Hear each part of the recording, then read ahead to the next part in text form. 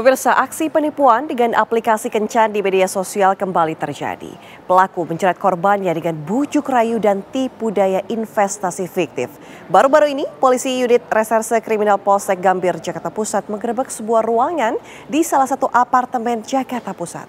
Lantas, bagaimanakah sebenarnya modus dan juga motif kasus penipuan ini?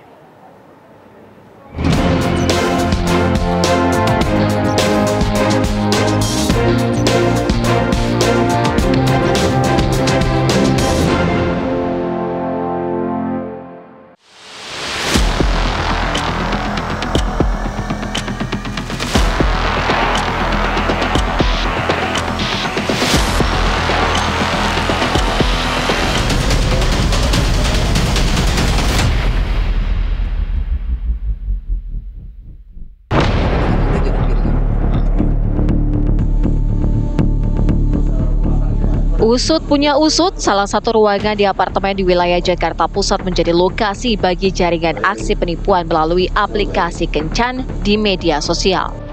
Polisi unit reserse kriminal Polsek Gambir, Jakarta Pusat pun menangkap para tersangka.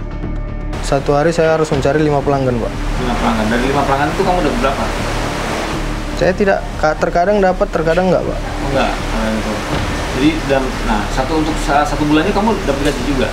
Saya belum menerima gaji, Pak. Belum gaji. Jadi udah berapa lama kamu melakukan itu? 1 bulan, Pak. Baru 1 bulan ini? Iya, Pak. Dan belum dapat gaji sama sekali? Belum, Pak. Dia tertarik, Pak, dengan rayuan-rayuan itu. Mau gitu? Mau, sampai akhirnya kita rayu-rayu terus. Akhirnya dia menginvestasikan itu dana itu? Iya, Pak.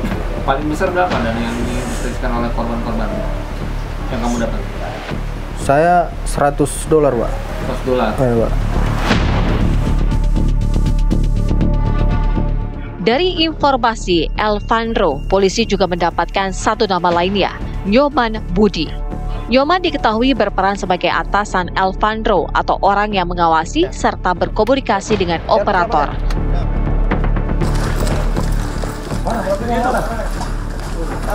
Mana ini, Pak? Ini, Pak. Kamu kenal ini nggak? Kamu siapa namanya? Siapa namanya?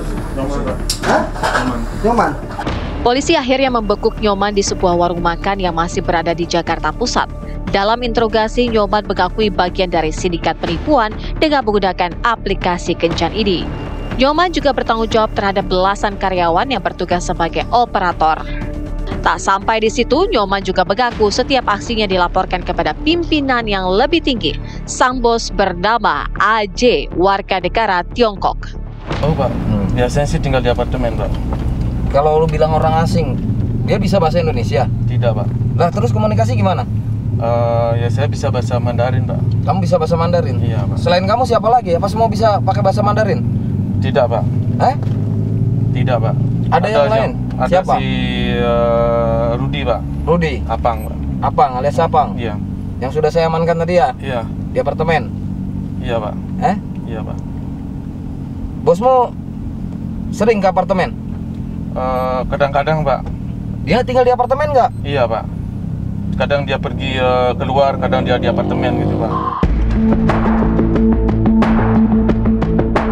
Melakukan pendekatan dan penukaran data ya sambil juga menjelaskan tentang online sedikit demi sedikit, dan akhirnya singkat cerita mereka sudah pacaran dalam kurun waktu sampai 6 hari atau 7 hari mereka sudah pacaran, menjalin hubungan.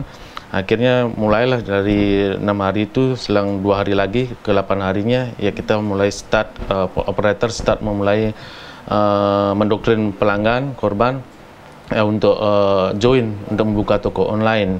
Habis itu ya operator langsung memberikan link kepada calon korban, dan setelah korban mulai mendaftar dan mengisi, setelah korban setuju dan mulai mendaftar mengisi kolom pendaftaran, setelah itu ya kita menunggu 1 kali 24 jam.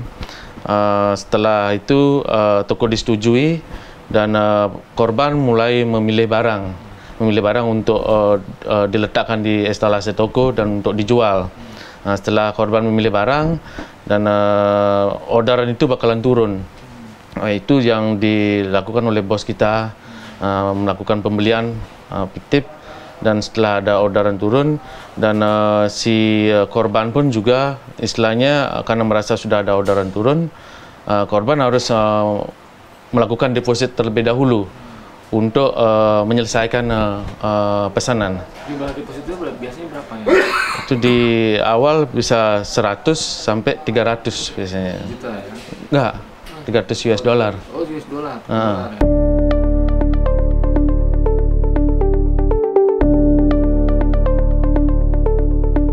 Sebagian besar korban adalah perempuan dari kalangan profesional menengah atas yang punya uang berlebih untuk investasi. Terkait dengan peristiwa pidana love scam ya atau penipuan online yang berkedok dengan adanya bujuk rayu ya atau semacam kasih sayang kepada korban sehingga menimbulkan chemistry sehingga korban terbujuk lah untuk menyerahkan sejumlah dananya melalui aplikasi kripto apartemen Batavia, Tanah Abang, Jakarta Pusat. Nah, kemudian tim melakukan pelacakan ke sana dan langsung menggeledah apartemen. Nah, ternyata ditemukanlah sekitar 20 orang. Untuk korban sendiri sasarannya adalah wanita ya, yang mana berprofesi atau backgroundnya menengah ke atas. Mereka sudah memprofiling, jadi wanita-wanita yang akan mereka jadikan korban ini sudah diprofiling dulu. Ada backgroundnya apa, kerjanya apa, kemudian dia punya penghasilan berapa.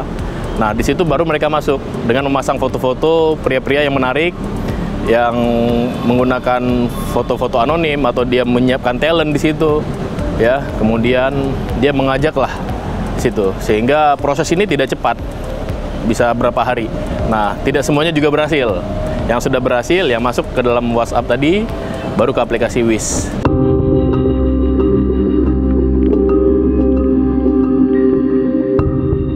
Komplotan ini juga menggunakan beberapa aplikasi kencan yang berbeda. Mereka memajang foto yang menarik perhatian kaum hawa.